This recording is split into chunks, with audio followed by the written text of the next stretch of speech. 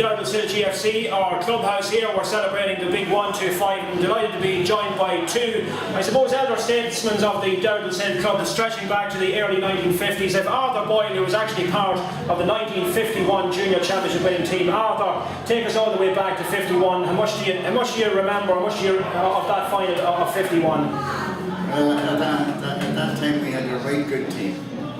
We had a lot of lads from outside the club. Okay. And we had some terrific players and trained very, very hard. Trained lads coming home from the railway works. Right.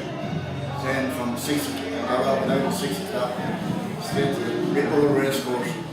Trained for an hour and a half or more and home and then got the tea. It was a big thing to do at that time. And in 51, who did you beat in the final that year? We beat I know Pats was later on in 70, but it was a very strong. It was obviously a very strong Downhill team because the following year you went up to senior and you got to the final. Up to senior, 20 years in the final, yeah. In the final. We were beat by 2 points. And that was as close as Downhill have ever got to winning a senior title. That's right. So last minute of that game, I remember I carried the ball in and I gave it to another player. The honourable message there with an open goal, and he just didn't happen. Yeah. Right. Well, how long in 51? How long had you been playing adult football at that time? Oh, I was playing from school, school. I was playing at a snap in the house there, which is made a scene in the paper recently in 1828. Right. Playing all along. But around that time, I mean, Douglas Hill were a very strong team, one of the strongest clubs in the county. Well, yeah. But earlier years before that, there were weakness. Yeah. And then it came on strong. And you would have maybe picked up, as you say, you would have picked up players from different places and players coming in like that, and that's what came on well. And a lot of the local players for a long time. So it's just off the road. When did you hang up your boots then, Arthur? I went on to get senior and I was in and out, I suppose, for maybe 3 years or after that. Yeah. To get this stuff. When you only live across the road here, Arthur, it must give you great pride when you see all the work and all the development that's gone on here. It's strong. You see the atmosphere here tonight. It must give you great pride, knowing that you were part of the 1-2-5 all those years ago. That's right. Yeah, it was probably that all that success and that sort of thing that this place was developed after, you know. Yeah. But I played very little. I only played 3 games here altogether in this pitch. Yeah, because by 57, 58 when this place opened, I played a couple of games, 2 games or something. That's all I played. Right. At that time I was. And would you still look out now for Downhill Hill's result weekend? Sure, yeah, I do, sure. Yeah. And what about these dogs of yours? A very good local dog trainer, I can tell you. His strike rate over the local track's fairly good. Keep me fit, that's what he keeps me fit, yeah. Well, another gentleman we're joined by here, his father was the chairman, past chairman, Jimmy McMahon. Jimmy. And so we have Pat McMahon here and your father. So a great tradition in your house involved in this Downhill Club. Yes, well, Dad was chairman for a number of years. I couldn't say exactly, but then it was only myself. He had only one son, a number of daughters, but I played with daughters. Yeah. But you're living in Dublin now? I'm living in Dublin. I'm out of Downhill since 1954, which is a long way ago. But I still keep in contact with us. I'm married to a lady from Lordship. And we keep in touch. So now you were slightly after Arthur's time? Yeah, I would think that I started when Arthur was sort of on his way out.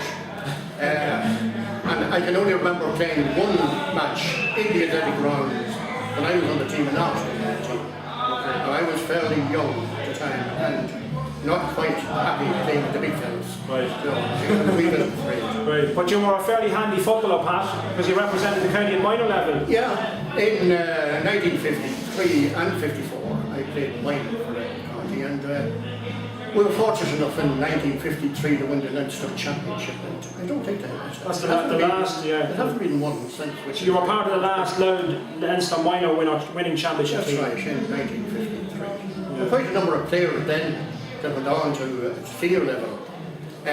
Between 1953 and 1954, Patsy Coleman.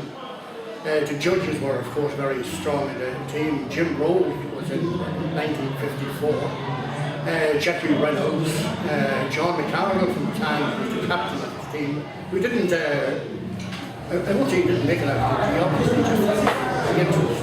But that minor team was stood with some great player of the future. I mean, and the 2 years previous to that, Douglas-Hill had won a junior and reached a senior, so obviously then you were a minor coming through. Yes. But those final appearances and the junior win obviously gave everybody a great lift. Yes, I was telling Arthur just my memories of the 51 team was in the dressing room with them and with the towel drying some of the players. Right. So I was very much involved, even if I wasn't on the pitch. Yeah, so you're a minor fit, so how long more then did you go on and play? Did you? I only played then for, I played a number of years, but I joined the cadets and then I had to play with my football in Kildare, where I got a senior medal.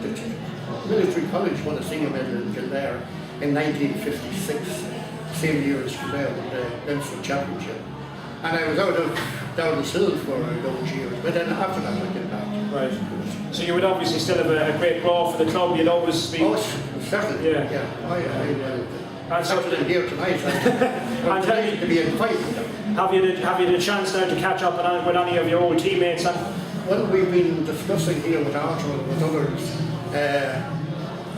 Great times, great individuals, great characters, and it's great to go back and recognise these marvellous days. Yeah. So nothing but happy memories for your time. Nothing but happy memories, always associated with it. And my mum was deeply involved as well. She seemed to be on the ladies' committee. Yeah. I mean, there was a strong ladies' committee. Go back to the old clubhouse and the old place down in the racecourse road. Tolls. Yeah, we're very strong. And you look at all the photographs here behind you, Pat, and I'm sure that evokes a fair amount of memories. Yeah, I didn't make too many of them. I came when they won a junior championship, and I played in the interim, and when I left, they won another junior championship. But some would say much for me. Yeah. But there was a bit of decline before the junior, and then there was a decline afterwards. The club was it's gone up and down during. It was. Yeah, but you were there for the good times. I was there between the good times. Yeah. Well, it's great to see you, Pat. It was great to be part. Great, Hale and Harkin, likewise Arthur Boyle. Marvellous. Sinead.